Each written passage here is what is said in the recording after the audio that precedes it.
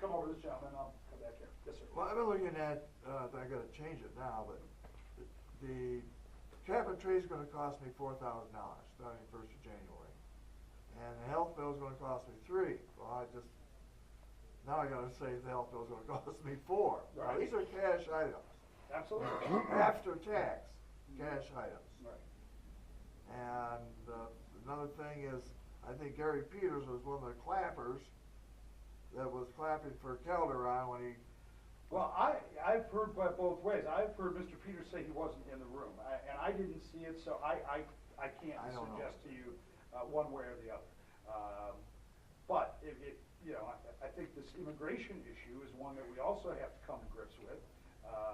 The fact of the matter is, you don't talk about immigration reform before you talk about securing our borders, it seems to me. And that seems to be the focus. How are we going to, provide a soft landing for the 3 million immigrants in this country today? I guess I just say this. What about illegal? Don't they understand? I mean, Arizona has had to do what they've had to do because the federal government hasn't done what they're supposed to do. True. And so, to me, that becomes a real priority as well. Well, you leave out of this the whole thing. What about the Irishmen that want to get are waiting? Doing things legal. There's a quota, Right. and they've been waiting, and some Germans, and some Frenchmen, and English, and Scotchmen. They're waiting, and then this Mexican thing is overwhelming. Well, you don't deny people, guests who want to come in your front door because you got people crawling through your basement window. I mean, it's just, again, it's sort of common sense. Look at, we all have come from immigrants. My grandmother arrived in this country through Ellis Island from Germany back in the early 1900s. And we all could probably trace our lineage back there. So we believe in immigration, but you got to do it the right way. And if there is a question about the quotas from a particular area, well, we can have that debate too. But don't say we've got to provide amnesty and then we'll deal the rest of it later. It seems to me that we have to take a look at a couple things, and one of which is, and I don't see it in the Constitution, and some people might argue with me if there are lawyers in the room, but I don't see where birthright citizenship is mandatory here in the United States of America. I don't think it is, okay? The 14th Amendment to the Constitution says people born in this country and under the jurisdiction thereof shall be citizens. But if you're an illegal immigrant and you're having a baby here in this country, you're really not under the jurisdiction thereof. And I think that's something that needs to be discussed, maybe litigated, okay? Number one. I also think that you need to be able to make English the official language of the country. Go by way of Quebec. And frankly, here in Troy, how many dialects are spoken? Before you know it, they're going to be printing election ballots in virtually every different language. Police officers are going to have to be able to provide Miranda rights and everything. I mean, come on, folks. This is, again, it makes sense to just do this right the first time. I wanted to come to this lady because she hasn't had a chance to ask a question, and we'll certainly get back to you, sir.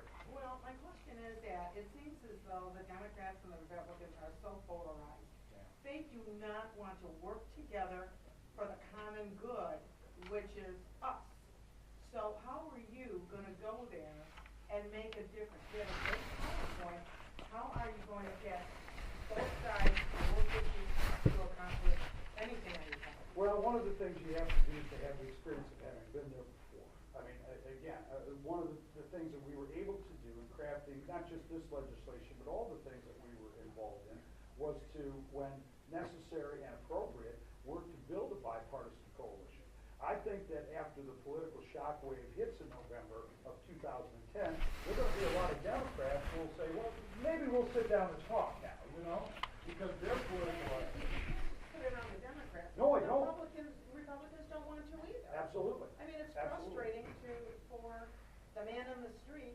I vote for you. Mm-hmm. I send you. Are you going to be the same old that we have there now? I don't know. Who do you know there that can accomplish your goals, to help you accomplish your goals? Well, from a personal relationship standpoint, I know a number of people, key leaders within both parties, and certainly the Michigan delegation, who I've worked with very closely over a number of years. I mean, we're going to be able to sit down and do those things, particularly those that are in the interest of the state, things like dealing with the Asian carp issues and others, I've got that personal relationship that's already established. Now, I don't always agree with these people, but we'll be able from day one to be able to sit down and identify those problems. And again, this is where experience is invaluable. I won't always agree with Democrats, and I won't always agree with some Republicans. And I'm going to stand firm on my principles. But I do think that this is about the art of the possible. It's about the art of being able to advance the interests of the American people, and not just about being the party of no. As I've said repeatedly, I want to be the party of no, K-N-O-W, not just the party of N-O. And that's why I'm talking about here are the things that I believe in. And I think there are a majority of certainly Republicans and enough Democrats, I have to believe, who do understand the need to grow our economy if we're going to get people back to work. But there is a herd mentality in Washington, and I've never seen it as bad as it is right now, where you've got guys who may even, for their own interest. Now you would ask yourself, why would Peters do what he's done? I mean, why would he have gone to Washington and really just abandoned the things that he talked about? He pretends to be a moderate, but then he's gone to Washington and he's done everything that Nancy Pelosi's asked him to do. Morning. Doesn't make any sense, does it? Well, it is when you look at the reality of the situation, because his reward for following Ms. Pelosi was right there contained in his campaign finance report too. We looked at that one as well.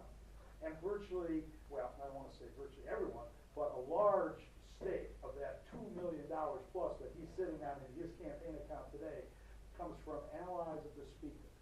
You know, a week before the health care vote was taken in November, Gary Peters told all of us he was undecided. He was thinking about it. He was reading the bill. Well, I happened to read a little article in the paper that said that Vice President Joe Biden was coming to Michigan to do a fundraiser for Gary Peters down at the MGM Grand Casino. Now, one of the things that I've known over the years of watching this kind of stuff is if the White House thinks that you're going to vote against them, they're not going to send the Vice President in to do a fundraiser for you. So that deal was already cut well before his vote was cast. And treating us like a bunch of idiots, pretending that we wouldn't see through this was just too much. All of you are smarter than that too. Months before that, we got a report from Washington, D.C. that Gary Peters was having a fundraising dinner to honor Chairman Charlie Rangel. If you know who Charlie Rangel is, he may be one of the most ethically challenged members of Congress we've ever seen. And so Congressman Peters was happy to put him up on a pedestal and let everybody come in and kiss his ring while he cashed their check.